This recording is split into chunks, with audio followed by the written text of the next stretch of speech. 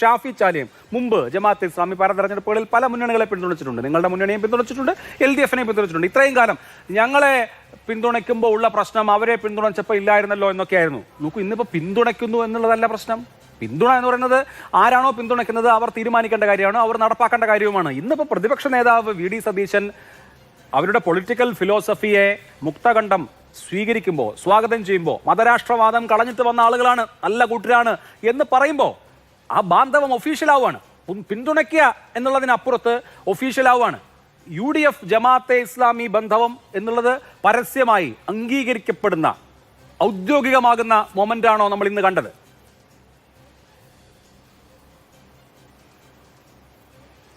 അല്ല, ഇന്ന് ബഹുമാനപ്പെട്ട പ്രതിപക്ഷ നേതാവ് എന്താ പറഞ്ഞത്? ഒന്നുകൂടി നിങ്ങൾ പ്ലേ ചെയ്യണത്. ജമാഅത്തെ ഇസ്ലാമി അല്ലെങ്കിൽ അവരുടെ പാർട്ടിയായ വെൽഫെയർ പാർട്ടി UDFനെ പിന്തുണയ്ക്കുമെന്ന് ഈ നിമിഷം വരെ പറഞ്ഞിട്ടില്ല. വരാൻ പോകുന്ന അസംബ്ലി തെരഞ്ഞെടുപ്പിലെ നിലപാട് ആ പാർട്ടി ഇതുവരെ പറഞ്ഞിട്ടില്ല ആർക്കാ പിന്തുണ എന്നുള്ളത്. UDFനെ പിന്തുണച്ചാൽ UDF സ്വീകരിക്കും എന്ന് പറഞ്ഞു. അത്ര മാത്രമേ ഉള്ളൂ. അത് തന്നെയാണ് 2019 വരെ CPM എടുത്ത സമീപനം.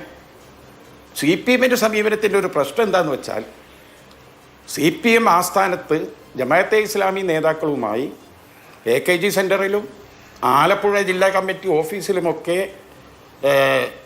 ചർച്ചകൾ ഉണ്ടായിട്ടുണ്ട്, നിർദ്ദേശങ്ങളുണ്ടായി. സുധാകരൻ വളരെ കൃത്യമായി പറഞ്ഞു, ആലപ്പുഴ ജില്ലാ കമ്മിറ്റി ഓഫീസിൽ ജമാഅത്തെ ഇസ്ലാമിയുടെ നേതാക്കന്മാർ വന്നിട്ട് നമ്മളോട് സംസാരിക്കാൻ പറഞ്ഞിട്ടുണ്ട് എന്ന് പറഞ്ഞപ്പോൾ അത് ശരിയാണോ എന്നറിയാൻ ഞാൻ സംസ്ഥാന നേതൃത്വവുമായി ബന്ധപ്പെട്ടു. പരസ്യമായി സുധാകരൻ പറഞ്ഞത് ഇവിടെ ഉണ്ട്. അപ്പോൾ പറഞ്ഞ യെസ്, അവരുമായി നമ്മൾ തീരുമാനിച്ചിട്ടുണ്ട്, അവരുമായി നിങ്ങൾ പിന്തുണച്ചിട്ടുള്ളവരെ നീക്കുപോക്കുകൾ ഉണ്ടാക്കിയിട്ടുണ്ടെന്ന് നിങ്ങളെയും പിന്തുണച്ചിട്ടുണ്ട്. അത് ചരിത്രം. ഇപ്പോ ഇത് ഒരു ഔദ്യോഗിക മുന്നണിയായി മാറുന്നുണ്ടോ? നിങ്ങൾ അതിനെ ഗ്ലോറിഫൈ ചെയ്യുന്നുണ്ടോ? അതാണ് ചോദ്യം. ജമാഅത്തെ ഇസ്ലാമി മതരാഷ്ട്രവാദം ഇല്ലാത്ത വിഭാഗമാണ്, അവര് സർവ്വജ്ഞ സ്വാഗതം ചെയ്യപ്പെടേണ്ട വിഭാഗമാണ്. ഞങ്ങളുടെ പ്ലാറ്റ്ഫോമിൽ അവരുണ്ടാകുമെന്ന് ആനുഷംഗികമായി പറഞ്ഞു വെക്കുകയാണോ? സ്ഥാനാർത്ഥിമാർ പൊതു സ്വതന്ത്ര രൂപത്തിൽ ഉണ്ടാകുമോ? ജമാഅത്തെ ഇസ്ലാമിക്ക് കൂടി പറ്റുന്ന സ്ഥാനാർത്ഥിമാർ 1-2 പേരെങ്കിലും UDFന്റെ ബാനറിൽ വരുമോ? എന്താണ് ഇതെങ്ങനെയാണ് ഇനി ട്രാൻസ്ലേറ്റ് ചെയ്യുന്നത് എന്നുള്ളതാണ് രാഷ്ട്രീയ കേരളത്തിന് അറിയേണ്ടത്. ഞാനിപ്പം പറഞ്ഞതിൽ നിങ്ങൾ ഈ ചോദിച്ചതിൻ്റെ ഉത്തരവുണ്ട്.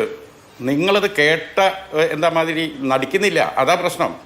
ഞാൻ എന്താ പറഞ്ഞത്? ജമാഅത്തെ ഇസ്ലാമിയോ വെൽഫെയർ പാർട്ടിയോ വരാൻ പോകുന്ന അസംബ്ലി തെരഞ്ഞെടുപ്പിൽ ആരെയാണ് പിന്തുണയ്ക്കുന്നതെന്ന് അവർ ഇതുവരെ തീരുമാനിച്ചിട്ടില്ല. ഞങ്ങൾ UDFിലുള്ള ഒരു കക്ഷിയുമല്ല.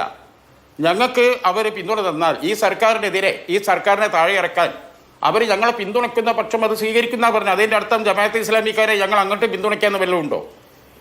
അതൊക്കെ മനസ്സിലാക്കണ്ടേ? എന്നാൽ ഇടതുപക്ഷമായിട്ടുള്ള ബാന്ധവം അങ്ങനെയല്ലായിരുന്നു. ഒരു കരാറിൻ്റെ അടിസ്ഥാനത്തിലാണ്, ചർച്ചകളുടെ അടിസ്ഥാനത്തിലാണ്.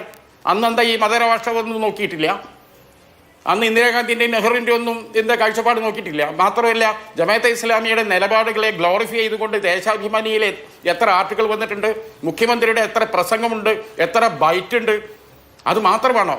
അച്യുതാനന്ദൻ സർക്കാരിൽ ജമാഅത്തെ ഇസ്ലാമിയുടെ പ്രതിനിധികളെ ഏതെല്ലാം കമ്മിറ്റിയിലെടുത്തു?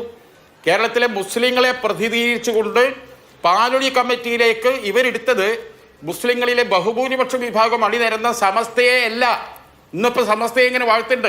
സമസ്തയിൽ നിന്ന് ഒരു കുട്ടിയെ പോലും എടുത്തില്ല. പകരം കേരള മുസ്ലിങ്ങളെ പ്രതികരിച്ചുകൊണ്ട് ഇവരെടുത്തത് ആരാണ്? എടുത്തത് ഈ ജമാഅത്തെ ഇസ്ലാമിൻ്റെ 2 പ്രതിനിധികളെ. പാഠക പുസ്തക കമ്മിറ്റി, ബൗദ്ധികവും ദൈക്ഷണികവുമായ ഉന്നത വ്യക്തിത്വങ്ങൾ ഇരിക്കേണ്ട അക്കമ്മിറ്റിയിൽ ഇവർ ജമാഅത്തെ ഇസ്ലാമി എടുത്തിനു. അതുകൊണ്ട് ഇവിടുത്തെ സിലബസിന് എന്താ പ്രശ്നമെന്നോ, ഇവിടുത്തെ പാഠപുസ്തകത്തിൽ മൗദൂദിയുടെ ആശയമെന്നോ, എന്തെല്ലാം അപകടങ്ങൾ അതുകൊണ്ടുണ്ടായി എന്നത് പ്രകാശ് മാഷോട് പറയണം. ഞങ്ങൾ അത്തരത്തിൽ ജമാഅത്തെ ഇസ്ലാമിക്ക് എന്താ അങ്ങോട്ട് കൊടുത്തത്? ഇത്രയും കാലത്തെ ചരിത്രത്തിൽ ഒരു UDF അധികാരത്തിൽ വന്ന ഏതെങ്കിലും ഒരു ഘട്ടത്തിൽ എന്തെങ്കിലും ഒരു കമ്മിറ്റിയിൽ എടുത്തണോ? ഇപ്പം 2019 UDFിലെ നിലപാട് മാറിയത്. ജമാഅത്തെ ഇസ്ലാമി വെൽഫെയർ പാർട്ടിയും അവരുടെ നിലപാട് മാറ്റി. അവർ ഇടതുപക്ഷം കൊടുക്കുന്ന വോട്ട് അവർ UDFന് തരാൻ വേണ്ടി അവർ പ്രഖ്യാപിച്ചു. അതല്ലാതെ വേറെന്താ അവിടെ സംഭവിച്ചത്? ശരി.